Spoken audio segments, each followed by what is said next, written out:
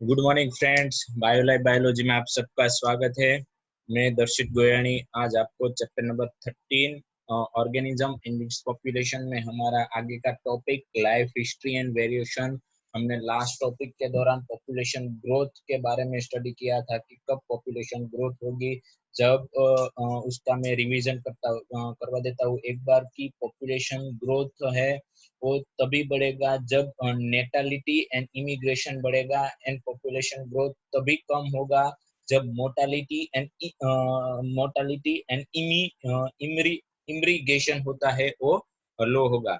मतलब जब B plus I increase होगा, बी प्लस आई की वैल्यू इंक्रीज होगी तब पॉपुलेशन ग्रोथ बढ़ेगा, and then after D plus E decrease होगा तब हमारी पॉपुलेशन है वो डिक्रीज होगी। That means D plus E जब इंक्रीज होगा तब पॉपुलेशन डाउन होगी, बी प्लस आई हमारा बी प्लस आई की वैल्यू इंक्रीज होगी तब हमारी पॉपुलेशन इंक्रीज होगी। तो दैट मीन्स पॉपुलेशन ग्रोथ है वो मेजर दो factor birth rate and death rate पे डिपेंडिंग है, और ऑल्सो दूसरे दो फैक्टर जिसको हम इमिग्रेशन एंड इमिग्रेशन बोलते हैं, उसकी डेफिनेशन उसका इक्वेशन हमने लास्ट लेक्चर के दौरान देख लिया है।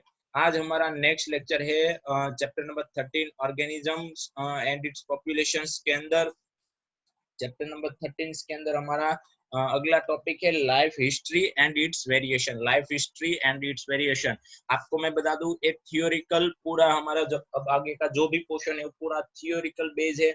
आपको सिर्फ इसका जो गोल है, मतलब इसकी जो मेन पार्ट है, इसकी जो मेन थियोरी है वो आपको अंडरस्टैंड हो जाए तो आप ये लाइफ हिस्ट्री एंड वेरिएशन के बारे में अपने आप ही लिख सकते हैं। लाइफ हिस्ट्री एंड वेरिएशन के बारे में आपको मैं बता दूं कि पॉपुलेशन तभी इंक्रीज होती है तो कोई भी पॉपुलेशन के अंदर मैक्सिमम रिप्रोडक्टिव फिटनेस होगी, कोई भी पॉपुलेशन की अगर मैक्सिमम रिप्रोडक्टिव फिटनेस होगी तो उसको हमने नाम दिया है डार्विन फिटनेस, क्योंकि डार्विन ने इवोल्यूशन का एक लॉ दिया था, वो हम चैप्टर नंबर 7 के अंदर पढ़ने वाले हैं।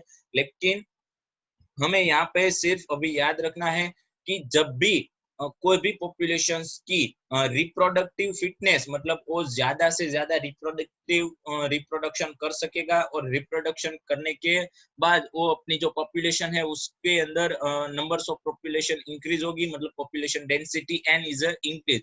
मतलब आर की वैल्यू यहाँ पे हमें डार्विन फिटनेस मतलब reproductive fitness opposite reproductive fitness, मतलब उसको हमने डार्विन फिटनेस नाम दिया। डार्विन फिटनेस इसीलिए कि इवोल्यूशनरी जो पॉपुलेशन होते हैं उसके अंदर चेंजेस होने के बाद जो रिप्रोडक्टिवली हेल्थी जो एनिमल है उसकी जो पॉपुलेशन है वो जनरली हाई होती है, उसकी जो पॉपुलेशन होती है जनरली हाई होती है। तो लाइफ हिस्ट्री एंड वेरिएशन के अंदर अगर हमारा आई आर का वैल्यू बढ़ता है मतलब हमारी रिप्रोडक्टिव फिटनेस बढ़ती है, अदरवाइज डार्विन फिटनेस बढ़ती है, तो हमारा जो पॉपुलेशन का ग्रोथ है ऑल्सो इंक्रीज होता है। In than in the habitat in which they live under a particular set of section pressures organism evolve toward the most efficient reproductive strategy. Some organism breed only one in their lifetime.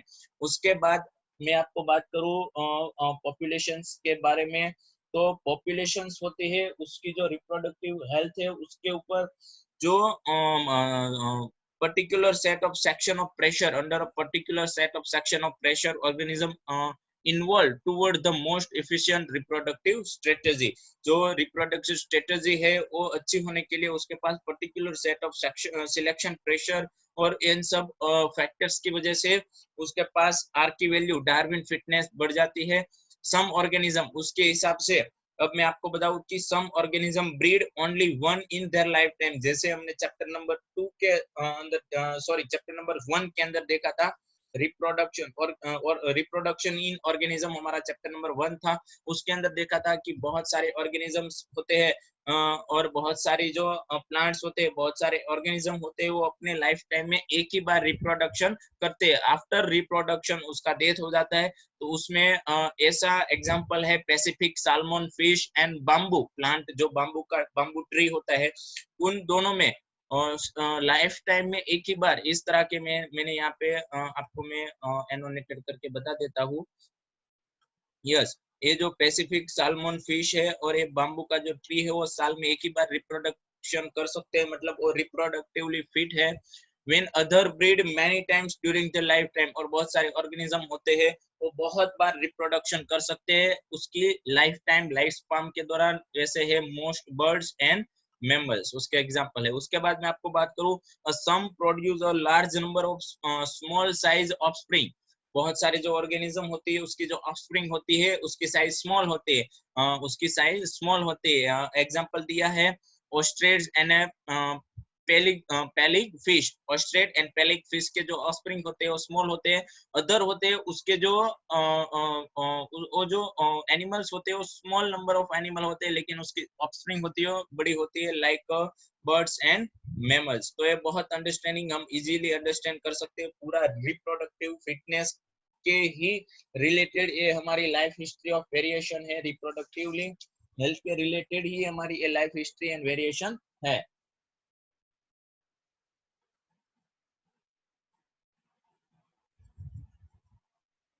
Yes, ये हमारे जो reproduction है, मतलब ये हम reproduction related हम बात करें तो हमारे पास एक तो ऐसे एनिमल्स है, ऐसे लिविंग ऑर्गेनिज्म है, फर्स्ट हमारा कि वो लाइफ में एक ही बार रिप्रोडक्शन कर सकते हैं।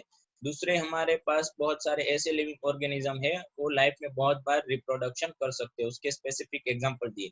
उसके बाद हमारे पास एक और एनिमल्स का, लिविंग ऑर्गेनिजम्स का ग्रुप है जो रिप्रोडक्शन करते हैं और उसकी जो ऑफस्प्रिंग होती है स्मॉल होती है, मतलब स्मॉल ऑफस्प्रिंग की क्या होगी, स्मॉल, लाइक फिश है तो फिश के जो बच्चे होते हैं स्मॉल होते हैं लेकिन लार्ज नंबर में होते हैं। फिश कोई एक या दो बच्चे का बर्थ नहीं होता, उसके अंदर 50, 60, 70, 80, 100, 150, 200, 300, 400 इतने लार्ज नंबर में उसकी जो ऑफस्प्रिंग होती है वो प्रोड्यूस होती है और स्मॉल होती है।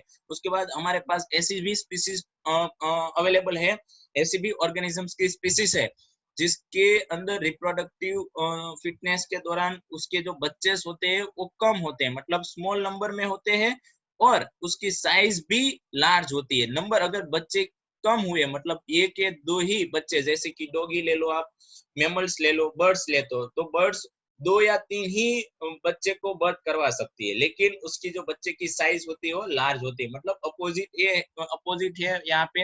हमारे पास एक एनिमल की कैटेगरी ऐसी है कि लार्ज नंबर में बच्चे पैदा होते हैं और उसकी साइज छोटी होती है, और अगर कम नंबर में बच्चे पैदा हुए तो उसकी साइज बड़ी होगी। ऐसे एग्जांपल हमें याद रखना है। So which is a desirable of maximising fitness, so it is a desirable for maximizing fitness.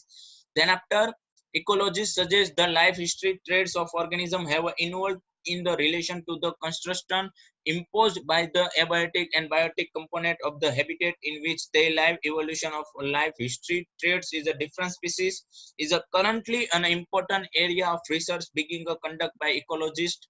मतलब ये जो लाइफ हिस्ट्री के अंदर वेरिएशन आने की जो प्रोसेस है वो प्रोसेस बायोटिक और एबायोटिक कंपोनेंट के दौरान मतलब इसका कंस्ट्रक्शन किस तरह से जो ऑर्गेनिजम्स होते हैं उसके ऊपर ये बायोटिक और एबायोटिक फैक्टर्स के जो कंपोनेंट है वो किस तरह से इफेक्ट करते हैं और उसकी अगेंस्ट वो कोई भी लिविंग ऑर्गेनिज्म हो किस तरह से रिस्पॉन्स करता है, उसके साथ हैबिटेट होता है।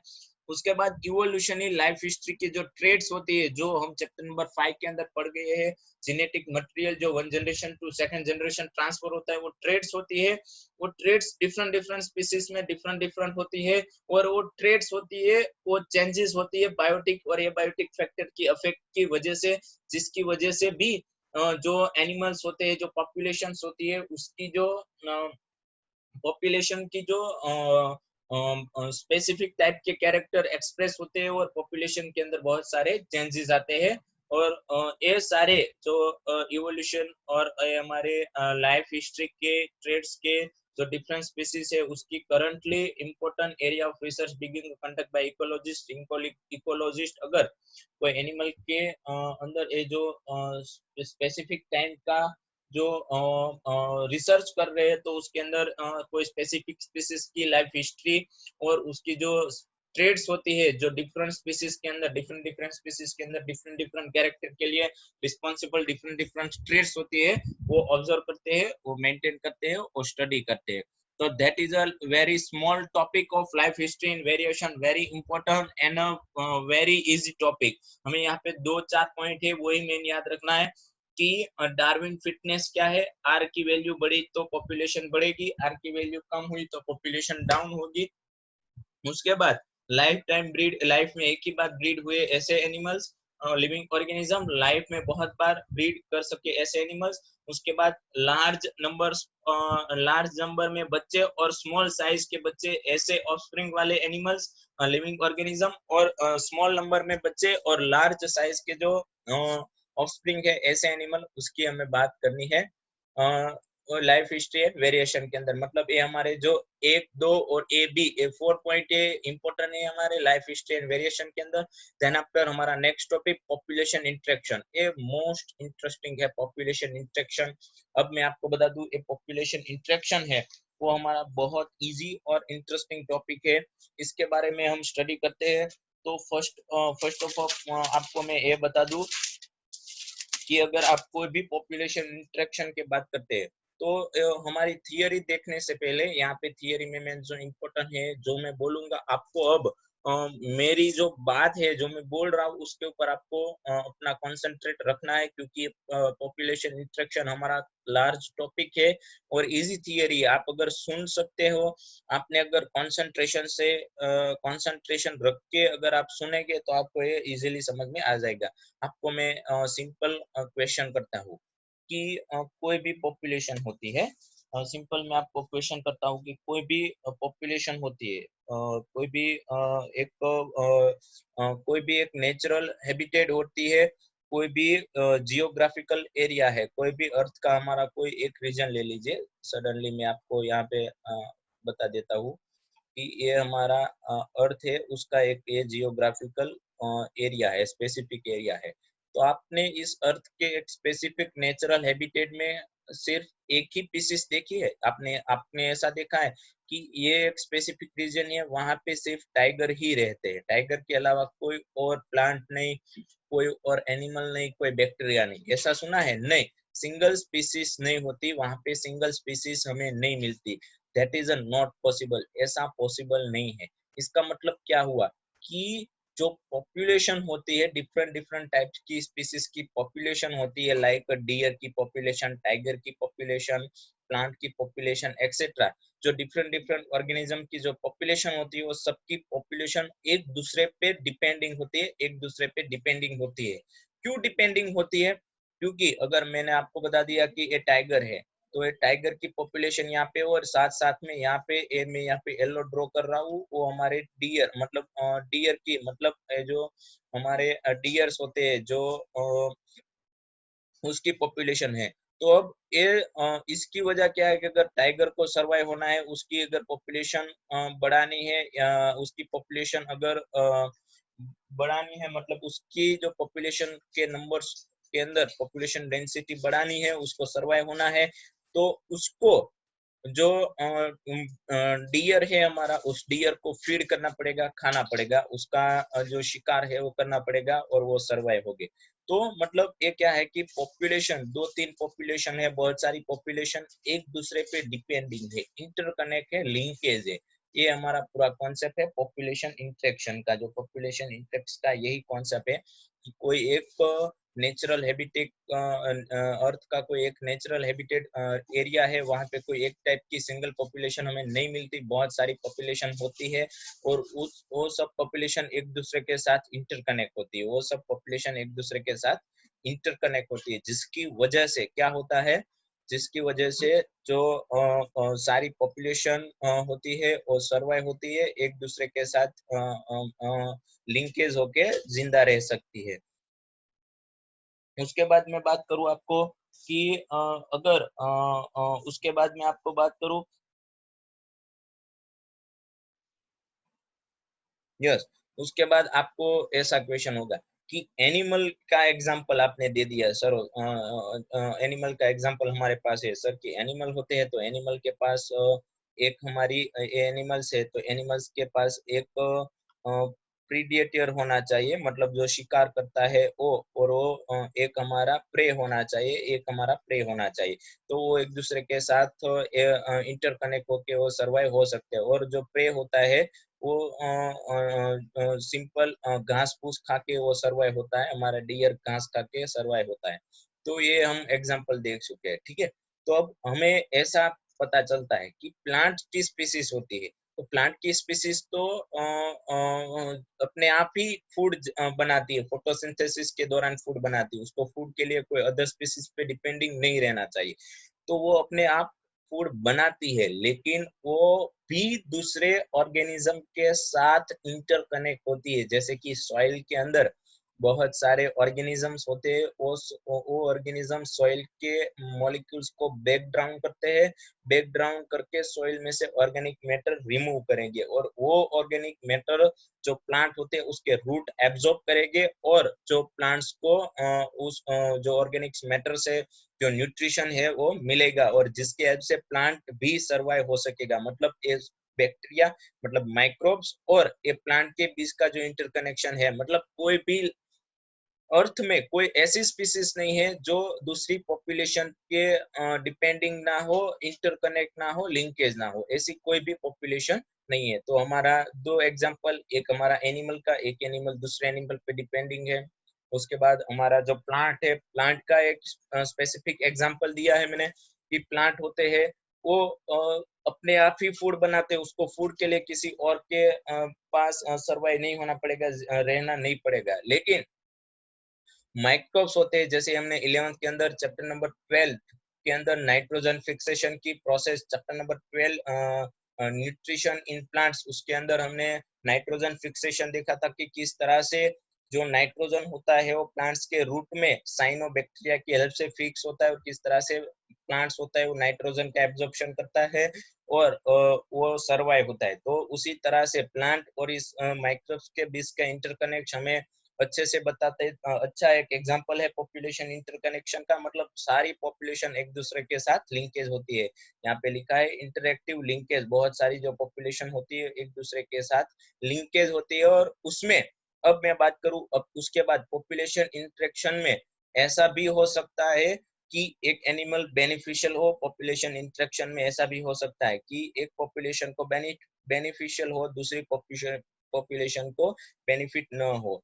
दोनों पॉपुलेशन को बेनिफिशियल होता है, एक को बेनिफिशियल होता है, दूसरी को बेनिफिशियल नहीं होता।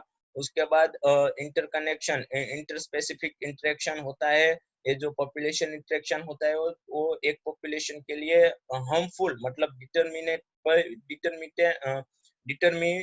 डिटरमिनेटल भी हो सकता है, डिटरमिनेटल भी हो सकता है, मतलब हार्मफुल भी हो सकता है। उसके बाद न्यूट्रल भी होता है। न्यूट्रल मतलब कि नाइदर हार्मफुल और नाइदर बेनिफिट। अगर मैं आपको एक सिंपल एग्जांपल दे दूं कि ये एक हमारा प्लांट है, ठीक है, ये हमारा प्लांट ट्री है। अब इसके रूट के साथ सर्वाइव होने वाले साइनोबैक्टीरिया है, ये छोटे छोटे। अब ये साइनोबैक्टीरिया प्लांट के साथ इंटरकनेक्ट, प्लांट की पॉपुलेशन के साथ है माइक्रोब्स इंटरकनेक्शन हुए हैं। तो उसके अंदर उसके टाइप से two different population of the two different species, interaction of population is a two different species. First है बेनिफिशियल, मतलब ये बैक्टीरिया है वो प्लांट के लिए बेनिफिशियल हो सकते हैं। दूसरी बात वो डिटरमिनेटल, मतलब ये बैक्टीरिया इस प्लांट के लिए हार्मफुल भी हो सकते हैं। और तीसरी बात ऐसी है कि वो न्यूट्रल भी हो सकते हैं, मतलब प्लांट को भी कुछ बेनिफिट नहीं होगा और जो बैक्टीरिया है उसको भी कुछ बेनिफिट होगा नहीं। तो इसके लिए सिंबलिंग दिए गए हैं। अगर जो बेनिफिशियल जो भी इंटरेक्शन, मतलब दो स्पीसीज के दो स्पीसीज होके टू डिफरेंट टाइप की स्पीसीज होती है, उसमें जिसको बेनिफिट होता है उसको हम पॉजिटिव कहते हैं, मतलब बेनिफिशियल को पॉजिटिव सिंबल दिया है। डिटर्मिनेशन को, मतलब अनबेनिफिशियल को हमने नेगेटिव, जो हार्मफुल होता है उसको नेगेटिव सिंबल दिया है। और न्यूट्रल जो कंडीशन है उसको हमने जीरो सिंबल दिया है। उसके हिसाब से यहाँ पे आपकी बुक्स के अंदर एक मोस्ट इम्पोर्टेंट जो थिंग है वो टेबल दिया गया है, आप देख सकते हैं कि यहाँ पे दो डिफरेंट डिफरेंट टाइप की स्पीसीज होती है, एक दूसरे के साथ इंटरेक्ट होती है, स्पीसीज ए और स्पीसीज बी। ये स्पीसीज ए और स्पीसीज बी एक दूसरे के साथ इंटरेक्ट होती है, दोनों पॉजिटिव पॉजिटिव। दोनों पॉजिटिव, दोनों पॉजिटिव, दोनों पॉजिटिव मतलब दोनों के लिए बेनिफिशियल है, इंटरेक्शन हुआ था उन दोनों का, वो दोनों के लिए बेनिफिशियल है। ऐसा कौन सी कंडीशन में होता है? म्यूटेलाइजेशन म्यूटेलाइज्म, उस प्रोसेस में, म्यूटेलाइज्म प्रोसेस के अंदर दोनों स्पीसीज को बेनिफिट होता है, स्पीसीज ए और स्पीसीज टू। उसके बाद कंपटीशन, कंपटीशन अगर दो स्पीसीज अगर कंपटीशन करते हैं, जैसे कि हमने इसके पहले भी टॉपिक में दिया है कि कंपटीशन होती है, वो दोनों स्पीसीज के लिए हार्मफुल होती है, दोनों के लिए नेगेटिव नेगेटिव सिंबल दिए गए हैं यहाँ पे आप देख सकते हैं। उसके बाद आपको मैं बताऊं, अगर दो स्पीसीज प्रीडिएशन करते हैं, एक प्रे होता है और एक हमारा प्रीडिएटर होता है, तो स्पीसीज कोई एक स्पीसीज के लिए वो बेनिफिशियल है, मतलब जो एक जो हमारा प्रीडिएटर है उसको खाना मिलता है, मतलब उसने दूसरी स्पीसीज का nutrition as a food use किया, तो दूसरे को हार्मफुल है क्योंकि वो उसका डेथ हो गया। तो प्रीडेशन में एक को बेनिफिशियल, एक को हार्मफुल, कंपटीशन में दोनों के लिए हार्मफुल, म्यूटेशन में दोनों के लिए, म्यूटलाइज्म में दोनों के लिए बेनिफिशियल।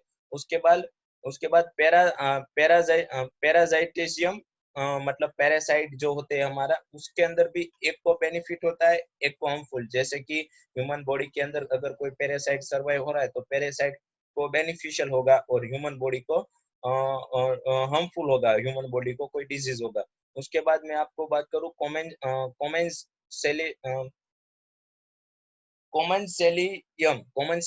सेलियम मतलब एक स्पीसीज होगा उसको बेनिफिट होगा और दूसरी स्पीसीज को बेनिफिट भी नहीं होगा और हार्मफुल भी नहीं होगा, मतलब न्यूट्रल रहेगा, तो यहाँ पे 0 है। उसके बाद लास्ट हमारा है एमेंसेलियम। एमेंसेलियम में एक स्पीसीज को बेनिफिशियल हार्मफुल होगी, एक स्पीसीज को हार्मफुल होगी और दूसरी स्पीसीज न्यूट्रल रहेगी। तो एमसीक्यू लिए ये टेबल हमारा मोस्ट इम्पोर्टेंट है कि न्यूट्रलाइजेशन में कौन सी स्पीसीज को बेनिफिट होता है, कौन सी को हार्मफुल, कंपटीशन में क्या होता है, प्रीडेशन में क्या होता है, पैराजाइटेशन में क्या होता है, कॉमनसेलेशन में क्या होता है और एमेंसेलियस में भी क्या होता है। तो that is a most important. Common सेलियम मतलब उसके अंदर जो दो एनिमल होते हैं एक दूसरे के साथ रहकर अपनी जो लाइफ साइकिल वो चलाते हैं, लाइकेन है जो one type of many type of fungi के साथ जुड़ के, बहुत सारी फंजाई के साथ जुड़ के सर्वाइव होती है और जिंदा रहती है। उसके बाद हमारा एमेंसेलाइशम मतलब एक एनिमल को हार्मफुल होगा और एक एनिमल के अंदर न्यूट्रल होगा, मतलब यहाँ पे सारे सबकी डेफिनेशन दी है। म्यूटलाइजेशन मतलब क्या, दोनों को बेनिफिट होता है, कंपटीशन में दोनों का लॉस होता है, पैराजाइटेशन में क्या होता है, प्रीडिएशन में क्या होता है, कॉमनसेलेशन में क्या होता है और एमेंजेलेशन में क्या होता है। तो इसकी डेफिनेशन टेबल के डिपेंडिंग ही, अगर आपको टेबल याद रह गया तो आप इसकी नीचे जो डेफिनेशन दी गई है वो याद रख सकते। अब हमें जो पॉपुलेशन इंटरेक्शन की जो प्रोसेस थी कि एनिमल एक दूसरे के साथ इंटरेक्शन करने के लिए न्यूट्रलाइजेशन करेंगे, कंपटीशन करेंगे, प्रीडेशन करेंगे, पैरासाइटिज्म करेंगे, कॉमनसेलाइजेशन करेंगे एंड एमेंसेलाइम्स करेंगे। तो उन सब के बारे में हमें डिस्कस करना है डिटेल के अंदर। फर्स्ट हम डिस्कस करेंगे प्रीडेशन। प्रीडेशन के दौरान दो डिफरेंट डिफरेंट स्पीसीज एक दूसरे के साथ इंटर करने को के सर्वाइव होने की ट्राई करती है। वो जो प्रोसेस वो क्या होती, तो प्रीडेशन बहुत इजी है। तो प्रीडेशन मतलब एक प्रीडेटर होगा और एक हमारा प्रे होगा, एक हमारा प्रीडेटर होगा और एक हमारा प्रे होगा। जैसे कि प्रीडेटर आपकी बुक्स के अंदर टाइगर का दिया है, मैं यहाँ पे लेपर्ड लिया है कि एक लेपर्ड है वो हमारा प्रीडेटर है और वो हमारा जो बियर है हमारा वो हमारा प्रे है। तो उसकी से बेनिफिट किसको हुआ, लेपर्ड को, मतलब एक स्पीसीज को बेनिफिट होगा, एक स्पीसीज को एक स्पीसीज को हार्मफुल होगा। तो प्रीडेशन की प्रोसेस है। अब मैं आपको बात करूं कि प्रीडेशन में प्रीडेशन के दौरान हमें बहुत सारे क्वेश्चन दिए गए हैं। अगर हमें आपको मैं बता दूं कि प्रीडेशन की प्रोसेस है, अगर मैं आपको बता दूं कि बहुत सारे एनिमल्स है, चलो ये प्रीडेशन नहीं करते, ठीक है, प्रीडेशन नहीं करते, लाइक अगर जो बियर है अब ये बियर है, वो बियर घास खाता है, तो वन टाइप ऑफ बियर है, उसको बेनिफिट होता है, और घास की जो स्पीसीज है उसको हार्मफुल होता है। मतलब यहाँ पे हमारा जो बियर है वो प्रीडेटर बच जाते हैं, और हमारे घास होता है, जो घास के जो प्लांट्स होते हैं वो हमारे प्रे बन जाते हैं, तो उसको अनबेनिफिशियल होता है। मतलब वो सारी प्रोसेस जिसमें एक को बेनिफिट होता है, एक को हार्मफुल होता है, वो प्रोसेस, एक स्पीसीज बेनिफिशियल होती है, एक स्पीसीज हार्मफुल होती है, वो सारी प्रोसेस प्रीडेशन की है। तो सारी प्रोसेस प्रीडेशन की है। मतलब एक शिकारी होता है और एक शिकार होता है। मतलब जिसको, जैसे कि अब मैं आपको बता दूं कि ये लेपर्ड है, यहाँ पे कोई ह्यूमन बींग है, वो लेपर्ड का लेपर्ड उसके लिए प्रे है, और यहाँ पे कोई ह्यूमन बींग है, वो उसके लिए प्रीडेटर है। तो इसकी वजह से आपको मैं बता दूं, अगर प्रीडेशन करना क्यों जरूरी है, प्रीडेशन करना क्यों जरूरी है, तो एक क्वेश्चन हमारे ब्रेन के अंदर जनरली क्रिएट होता है कि अगर प्रीडेशन नहीं होगा, एनिमल्स की बहुत सारी जो कम्युनिटी है उसके बीच अगर ये प्रीडेशन की प्रोसेस नहीं होगी, तो कोई एक स्पीसीज होती है, कोई स्पीसीज होती है, उसकी जो पॉपुलेशन होती है वो अनकंट्रोल हो जाती है। अनकंट्रोल मतलब अगर घास हुआ हमारा, अगर घास को खाने वाले ये हमारे जो एग्रीकल्चर के दौरान जो हमारे हर्बीवर्स जो एनिमल्स होते हैं, हर्बीवर्स जो घास फूस खाते हैं, ऐसे एनिमल उसको खाएंगे नहीं, तो एक टाइम ऐसा आएगा कि अर्थ पे बहुत सारा घास हो जाएगा, कहीं पे स्पेस खाली नहीं रहेगी। उसके बाद आपको मैं बता दूं कि अगर हमारा जो लेपर्ड है, वो लेपर्ड इस डियर को प्रे नहीं करेगा, एज अ फूड यूज नहीं करेगा, तो एक टाइम ऐसा आएगा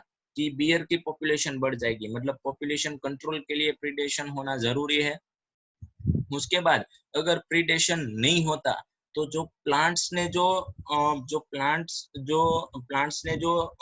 एनर्जी फिक्स की है, प्लांट्स के पास जो एनर्जी है फोटोसिंथेसिस के दौरान, जो एनर्जी है, वो एनर्जी प्लांट्स ने जो कलेक्ट की है, फिक्स की है, उस एनर्जी का क्या, उस एनर्जी का यूज नहीं होगा। उस एनर्जी, वो जो एनर्जी है, वो एनर्जी है वो यूज नहीं होगी। क्यों नहीं होगी?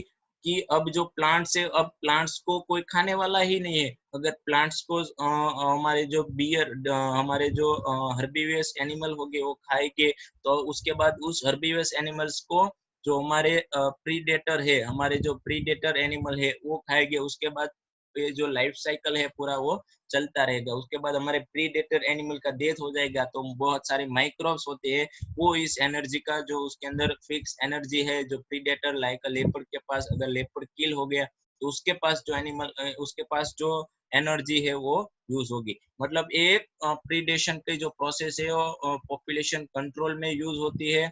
एनर्जी का जो साइकिल है वो चलता रहे, इसके लिए यूज होती है, इसके लिए प्रीडेशन होना जरूरी है। उसके बाद नेक्स्ट हम देखते हैं predator as a population control. एक पूरा पैराग्राफ इसीलिए दिया गया है, अगर प्रीडेटर है तो इसकी वजह से सारी स्पीसीज की पॉपुलेशन कंट्रोल में है। मतलब कोई भी हम देखें कि कोई भी है हमारे ह्यूमन बींग, अगर एक एग्जांपल, बेस्ट एग्जांपल दे दो कि ह्यूमन बींग की पॉपुलेशन क्यों कंट्रोल नहीं हो रही, तो उसकी वजह है अच्छी हेल्थ फैसिलिटी होने की वजह से जो बहुत सारे माइक्रोब्स डिजीज फैलाते थे, और इसके हेल्प से जो ह्यूमन बींग होते हैं उसका डेथ हो जाता था, तो उसका जो मोर्टेलिटी जो रेट है, डेथ रेट है, वो कम हो गया, जिसके हेल्प से पॉपुलेशन बढ़ गई है ह्यूमन बींग की। और सारे दूसरे ऑर्गेनिज्म से, मतलब दूसरे लिविंग ऑर्गेनिज्म से, एनिमल से, प्लांट से एक्सेट्रा, उन सब की पॉपुलेशन कंट्रोल में है। क्यों कंट्रोल में है? क्योंकि ये जो प्रीडेटर का जो साइकिल है वो चलता रहता है। उसके अंदर यहाँ पे फर्स्ट हमारी बुक्स के अंदर एग्जांपल दिया गया है, मैं पढ़ता नहीं हूँ लेकिन यहाँ पे एक एग्जांपल दे दूं कि प्रीडेटर क्यों पॉपुलेशन कंट्रोल में इम्पोर्टेंट है। प्रीडेटर नहीं होता तो पॉपुलेशन कैसे अनकंट्रोल हो जाती है। ऐसा एक एग्जांपल इन 1920 में जो हमारा कैक्टस है, उस कैक्टस का एक प्लांट ऑस्ट्रेलिया के अंदर, ऑस्ट्रेलिया के लोग वहां पे उसको ले गए। अब मैं आपको बता दूं कि कैक्टस है वो ऑस्ट्रेलिया के अंदर उसको जो उसको जो कैक्टस के जो प्रीडेटर थे, कैक्टस के जो प्रीडेटर थे, मतलब जो कैक्टस को जो प्रीड करते थे, मतलब उसका एज अ फूड यूज करते थे, उसके ऊपर सर्वाइव होते थे। ऐसे एनिमल तो इंडिया के पास ही थे। ऐसे जो ऐसे जो कैक्टस को फीडिंग करे, ऐसे जो प्रीडेटर है वो इंडिया के पास थे एज अ मोथ। बहुत सारी जो फ्लाइज होती है, बहुत सारी जो स्मॉल एनिमल्स होती है, लाइक बहुत सारी कैटरपिलर्स होती है, बहुत सारी जो कैटरपिलर्स होती है वो इस कैक्टस को एज अ फूड यूज करती थी, जिसके हेल्प से क्या रहता था, पूरा साइकिल चलता रहता था। और 1920 में ऑस्ट्रेलिया के लोगों ने इस जो कैक्टस का प्लांट है वो ऑस्ट्रेलिया के अंदर ले गए। अब वहां पे ये जो हमारा जो हमारी जो कैटरपिलर्स थी वो वहां पे नहीं थी, क्योंकि इसकी वजह से जो हमारा कैक्टस का जो प्लांट है ऑस्ट्रेलिया के अंदर इतना बना मिलियंस ऑफ हेक्टर्स की रेंज में रैपिडली वो बढ़ने लगा, क्योंकि उसको कुछ कोई किल करने वाला उसके डिपेंडिंग उसका जो प्रीडेटर था वो तो कोई वहां पे था नहीं, क्योंकि ये जो प्लांट था वो प्लांट स्पेसिफिक रीजन इंडिया में जहाँ पे उसके प्रीडेटर और वो प्रे दोनों इक्वलाइजेशन में रहते थे, जिसकी उसकी पॉपुलेशन कंट्रोल में रहती थी। उसके बाद फाइनली ऑस्ट्रेलियन लोगों आए, उसने ये जो कैक्टस है उसको फीड करने वाला जो प्रीडेटर है एथा मोथ, यहाँ पे मोथ लिखा है, जनरली एक कैटरपिलस होती है, कैटरपिलस टाइप के जो मोथ होते हैं वो मोथ वहां पे उसने एंटर करवाए, वहां पे ले गए, जिसकी वजह से फिर से जो नेचुरल हैबिटेट थी वो कंट्रोल हुई, और जो पॉपुलेशन है फिर से जो कैक्टस की पॉपुलेशन वो कंट्रोल में आई। उसके बाद दूसरा ऐसा एग्जांपल है बायोलॉजिकल कंट्रोल मेथड, बहुत इंपॉर्टेंट है बायोलॉजिकल कंट्रोल मेथड। उसके अंदर क्या होता है, ये फार्मिंग है, ये कोई एक फार्म है, यहाँ पे बहुत सारे प्लांट्स है। अब इस प्लांट के अंदर इस प्लांट के डिपेंडिंग सर्वाइव होने वाले ऑर्गेनिज्म हमारे पास बहुत है, इस प्लांट के डिपेंडिंग सर्वाइव होने वाले ऑर्गेनिज्म बहुत होते हैं। मतलब इस प्लांट को क्या होता है, किल कर देते हैं, बहुत सारी कैटरपिलर्स, बहुत सारे मोथ होते हैं, इस प्लांट के जो लीव्स होते हैं उसको खा जाते हैं, एज ए न्यूट्रिशन यूज करते हैं। अब बहुत सारे फार्मर क्या करते हैं, बायोलॉजिकल कंट्रोल मेथड यूज करते हैं। बायोलॉजिकल कंट्रोल मेथड मतलब क्या, अब ऐसा एनिमल यहाँ पे इंजेक्ट करवाना है कि जो एनिमल प्रीडेटर हो, किसके लिए, कैटरपिलर्स के लिए, कैटरपिलर्स के लिए प्रीडेटर हो, और प्लांट को कुछ भी हार्मफुल ना हो, ऐसा कुछ प्रीडेटर यहाँ पे अगर इंजेक्ट करवाए तो ये हमारा जो प्लांट है वो अच्छे से, जो फार्मिंग में जो फार्मर को जो अपने प्लांट्स को जो दिक्कत हो रही थी, जो हार्मफुल था, वो जो कैटरपिलर्स किल हो गए, और जो हार्मफुल और बेनिफिशियल दोनों में से कोई भी नहीं था, ऐसा कुछ प्रीडेटर जो हार्मफुल भी नहीं है और बेनिफिशियल ही नहीं है, मतलब न्यूट्रल है, न्यूट्रल ऐसा कुछ एनिमल यहाँ पे एनिमल की हेल्प से, लाइक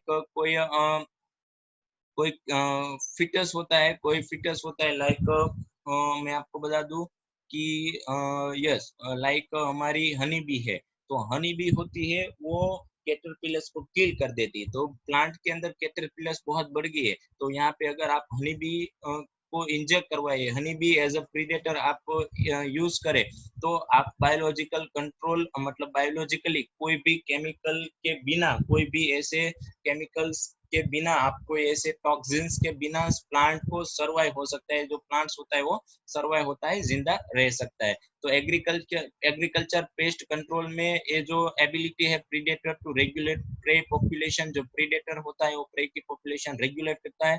उसके बाद हमारे पास तीसरा एग्जाम्पल ऐसा है, ये हमारा यहाँ पे तीसरा एग्जाम्पल है सी। तो तीसरा एग्जाम्पल ऐसा है कि एक अमेरिकन पैसिफिक कोस्ट में स्टार फिश थी, स्टार फिश पिसा स्टेर। हमारे पास एक अमेरिका के स्पेसिफिक अमेरिका के पास एक स्टार फिश थी,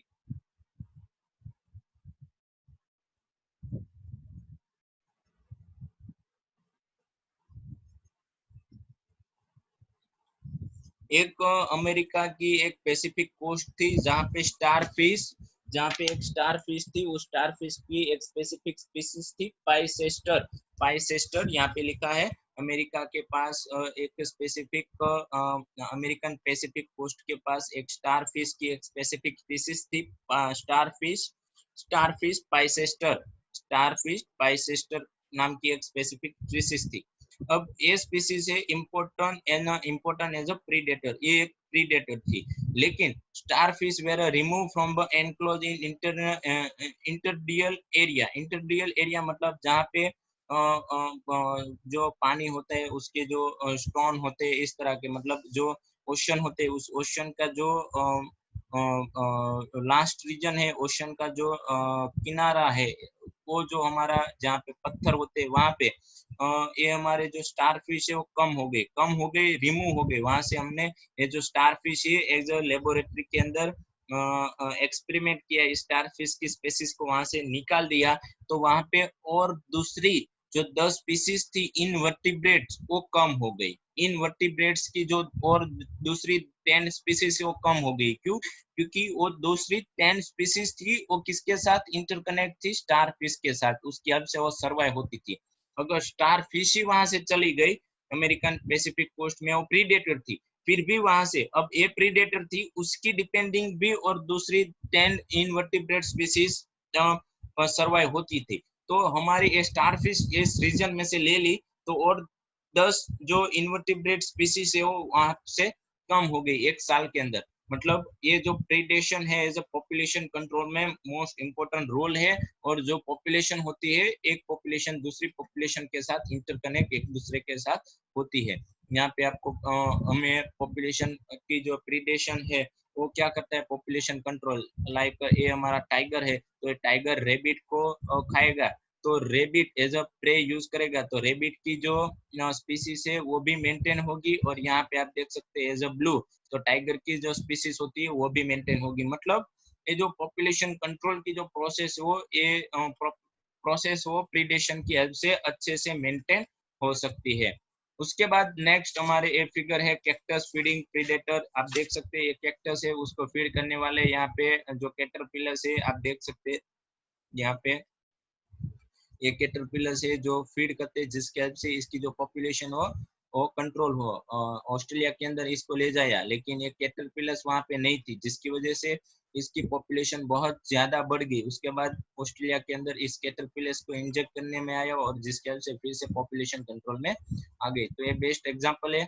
उसके बाद नेक्स्ट हम फिगर देखते हैं biological control of insect pest. आप देख सकते हैं कि कोई ऐसा एक इंसेक्ट जो प्रीडेटर हो दूसरे इंसेक्ट के लिए, लाइक कोई वाटर कोई हमारे पास कोई स्पेसिफिक कैटरपिलर है उसको एज अ फूड यूज करता हो, प्रीडेटर हो, तो ऐसे प्रीडेटर। और ये हमें ये भी ध्यान रखना है बायोलॉजिकल कंट्रोल इंसेक्ट पेस्ट के अंदर कि कोई इंसेक्ट आपको कोई स्पेसिफिक प्लांट में इंजेक्ट करते हैं तो वो भी प्लांट को बेनिफिशियल भी नहीं होना चाहिए और हार्मफुल भी नहीं होना चाहिए। बेनिफिशियल भी नहीं होना चाहिए, हार्मफुल भी नहीं होना चाहिए, मतलब न्यूट्रल, मतलब जो हमारा जीरो होना चाहिए न्यूट्रल होना चाहिए। तो that is a biological control of an insect in paste. Then after that is a starfish, specific जो उसकी species की starfish की, starfish पाइसेस्टर, starfish पाइसेस्टर की species है।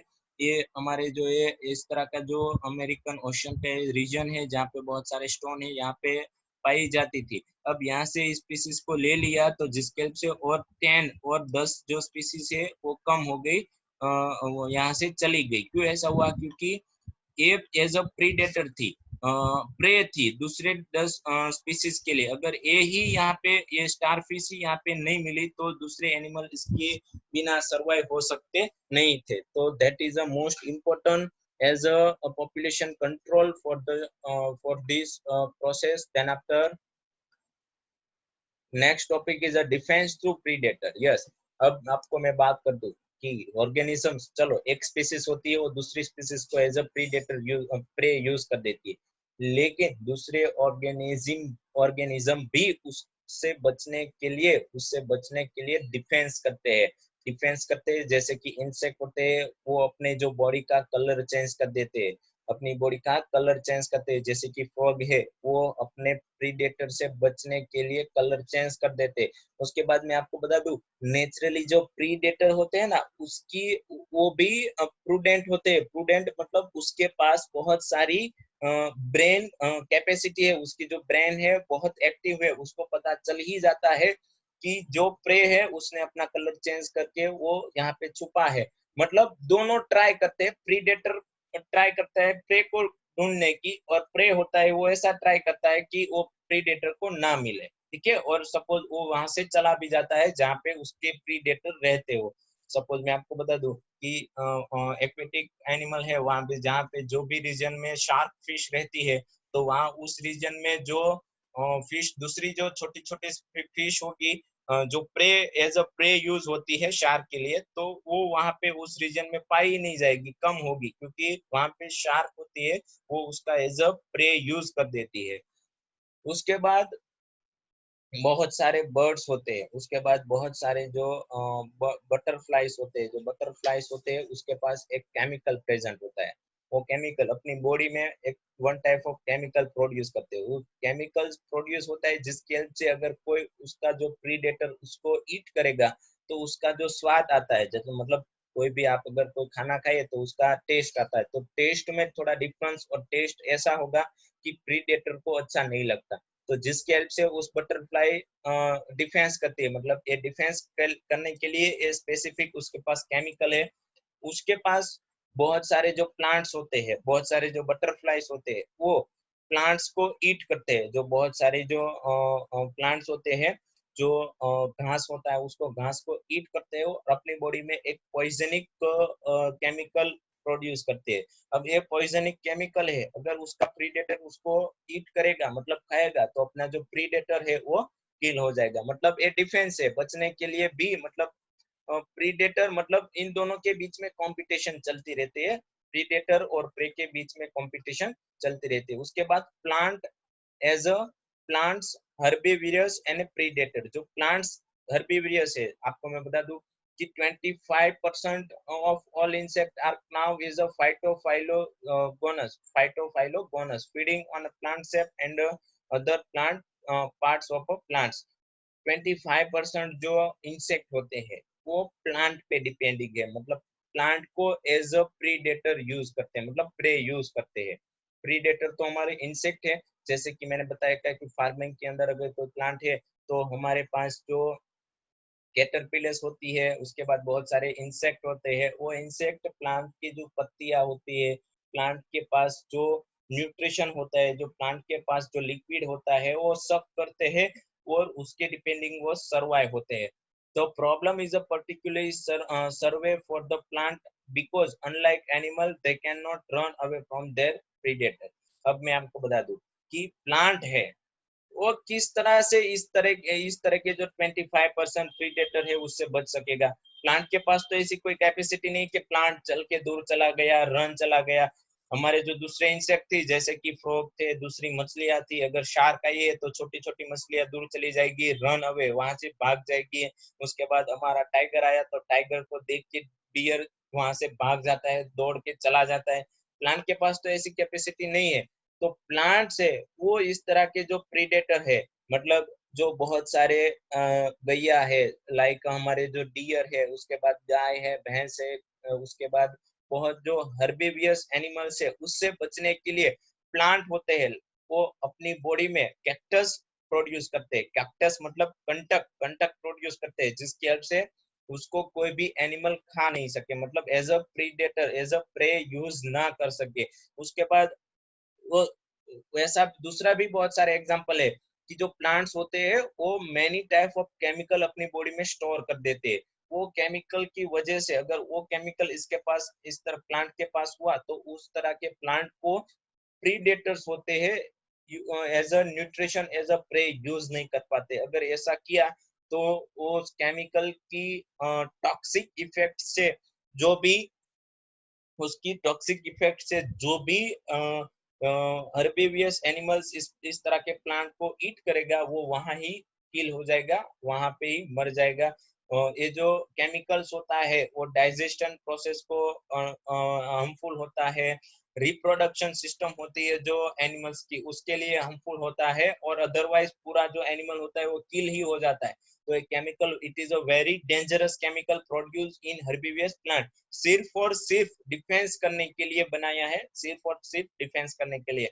हम जब चैप्टर नंबर 8 पढ़ेंगे तो बहुत सारे जो प्लांट्स होते हैं उसके पास कैफीन, निकोटीन, क्वानाइन, स्ट्रेटकाइनिन एंड ओपियम, बहुत सारे जो प्लांट्स होते हैं वो बहुत सारे स्पेसिफिक केमिकल प्रोड्यूस करेंगे, जैसे कि हमने निकोटिन, जो तंबाकू टोबैको का जो प्लांट है, टोबैको का जो प्लांट है वो निकोटिन प्रोड्यूस करता है। उसके बाद कैफीन भी बहुत सारे प्लांट प्रोड्यूस करते हैं। उसके बाद क्विनाइन भी बहुत सारे जो प्लांट होते हैं वो प्रोड्यूस करते हैं। उसके बाद स्ट्रिक्नाइन भी, स्ट्रिक्नाइन नाम का एक वन टाइप ऑफ केमिकल है, वो भी बहुत सारे प्लांट प्रोड्यूस करते हैं। और उसके बाद ओपियम भी, ओपियम पोपा नेम की एक प्लांट से वो ओपियम नाम का एक केमिकल प्रोड्यूस करते हैं। इस केमिकल की वजह से जो प्लांट्स होते हैं, तो इस केमिकल की वजह से जो प्लांट्स होते हैं वो प्लांट्स हमारे प्लांट्स होते हैं, वो प्लांट्स के पास ऐसी एक कैपेसिटी आ जाता है कि अगर कोई एनिमल्स उसको ईट करता है, खाता है, अगर एज अ प्रे यूज करता है, तो उस एनिमल की जो मेंटल जो पावर है, उसकी जो मेंटालिटी है वो चेंज हो जाएगी। उसको कुछ पता नहीं चलेगा, मतलब उसकी बॉडी में बहुत सारी डिफेंस प्रोसेस होती है। और एनिमल्स होते हैं, उस एनिमल्स के रिप्रोडक्टिव, उसके बाद उसकी जो डाइजेस्टिव सिस्टम है, और बहुत सारे टाइम पे वो किल भी हो सकता है। तो एक केमिकल के नाम सिर्फ याद रखना है जो कॉमर्शियली स्केल होते हैं, मतलब बहुत सारे प्लांट है, निकोटिन, कैफीन,